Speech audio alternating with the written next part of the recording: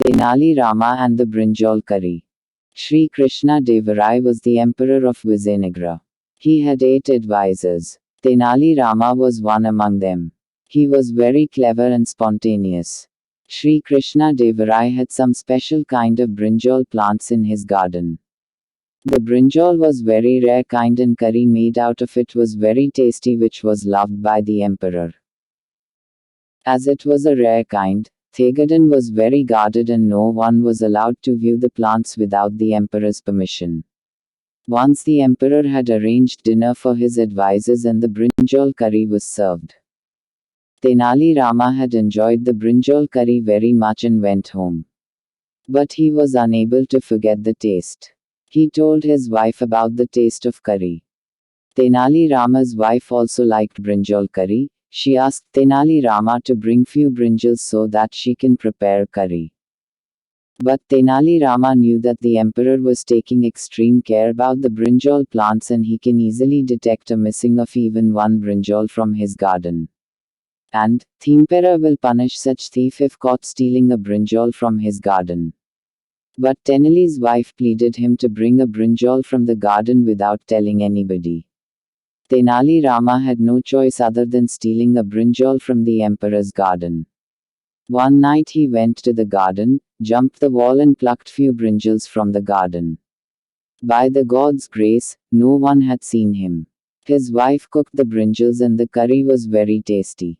Like all the mothers, she too loved her son very much and wanted to serve a brinjal curry him. But Tenali Rama asked her not to do such thing because if their son reveals to anybody that he had a rare brinjal curry, then they may get caught and get punished for stealing a brinjal from the garden. But his wife did not agree. She wanted to serve the curry to her son. She was unable to eat the curry alone without serving her little kid who was sleeping after doing his homework on the roof of their house. She asked Tenali Rama to find a way so that their son can also taste the brinjal curry. Tenali Rama also loved his son, so he thought of an idea and with a lot of hesitation went onto the roof to wake up his child with a bucket of water and poured the water on the child. When the child woke up he said, "It is raining. Let's go inside the house and have a dinner." After going inside the room he changed the clothes of his son and gave him the rice and brinjal curry for the dinner. Tenali Rama told his wife loudly that it was raining outside, and let the boy sleep in the room. And the next day, the emperor came to know that few brinjals were missing in his garden. The gardener who kept the count of each vegetable and flower found that the 3 brinjals were missing. It became a challenging issue for the emperor and took it very seriously. He declared a reward for the person who can catch the thief. Chief advisor Akbar suspected that only Tenali Rama was capable of doing such things. And they told the emperor about it. The emperor sent his courtiers and asked Tenali Rama to come immediately. Once Tenali Rama came, he asked him about the missing brinjals. Then Tenali Rama told, "I was not aware of the missing brinjals." Then the chief advisor told, Tenali Rama was lying. Let's inquire his son. The king sent his courtiers to bring Tenali Rama's son. Once his son came, he was asked what vegetable he had in the dinner last night. The child replied, "The brinjal curry and it was very tasty." Then the advisor told Tenali Rama that he needs to accept his crime. But Tenali Rama said his son had slept very early and he might be saying something which he got in his dream. So the emperor asked the little kid that, "Can you please explain clearly what had you done yesterday after coming from the school?" Tenali Rama's son replied that yesterday after coming from the school, I played for some time and after that, I went onto the roof, did my homework, and slept on the roof.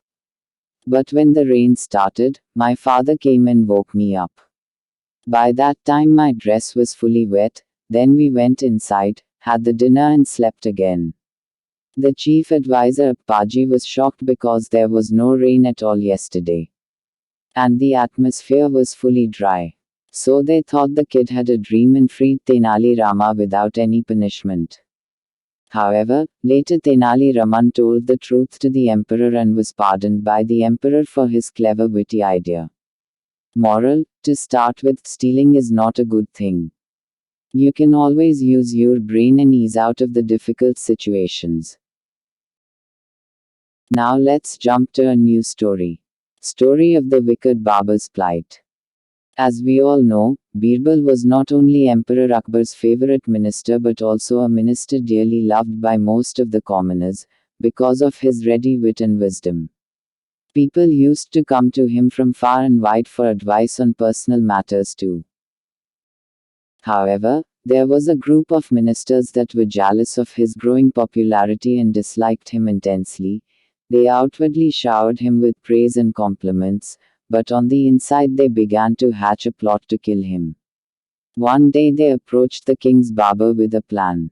As the barber was extremely close to the king, they asked him to help them get rid of Birbal permanently. And of course, they promised him a huge sum of money in return.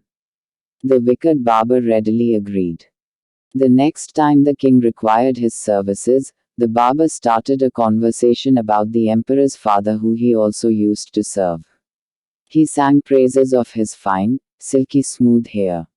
And then as an afterthought he asked the king that as he was enjoying such great prosperity, had he made an attempt to do anything for the welfare of his ancestors. The king was furious at such impertinent stupidity and told the barber that it was not possible to do anything because they were already dead. The barber mentioned that he knew of a magician who could come of help. The magician could send a person up to heaven to inquire about his father's welfare. But of course this person would have to be chosen carefully. He would have to be intelligent enough to follow the magician's instructions as well as make on-the-spot decisions. He must be wise, intelligent and responsible. The barber then suggested the best person for the job, the wisest of all ministers, Birbal. The king was very excited about hearing from his dead father and asked the barber to go ahead and make the arrangements immediately. He asked him what was needed to be done. The barber explained that they would take Birbal in a procession to the burial grounds and light a pyre. The magician would then chant some mantras, as Birbal would ascend to the heavens through the smoke. The chanting would help protect Birbal from the fire. The king happily informed Birbal of this plan. Birbal said that he thought it a brilliant idea and wanted to know the brain behind it. When learning that it was the barber's idea, he agreed to go to heaven on condition that he be given a large sum of money for the long journey as well as 1 month's time to settle his family so that they had no trouble while he was gone. The king agreed to both conditions. In the duration of this month, he got a few trustworthy men to build a tunnel from the funeral grounds to his house. And on the day of the ascension, after the pyre had been lit, Birbal escaped through the concealed door of the tunnel. He disappeared into his house where he hid for a few months while his hair and beard grew long and unruly. In the meantime his enemies were rejoicing as they thought that they had seen the last of Birbal. Then one day after many months Birbal arrived at the palace with news of the king's father. The king was extremely pleased to see him and ready with a barrage of questions. Birbal told the king that his father was in the best of spirits and had been provided with all the comforts except one. The king wanted to know what was lacking because now he thought he had found a way to send things and people to heaven. Birbal answered that there were no barbers in heaven, which is why even he was forced to grow his own beard. He said that his father had asked for a good barber. So the king decided to send his own barber to serve his father in heaven. He called both the barber and the magician to prepare to send him to heaven. The barber could say absolutely nothing in his own defense as he was caught in his own trap. And once the pyre was lit he died on the spot. Nobody dared to conspire against Birbal again.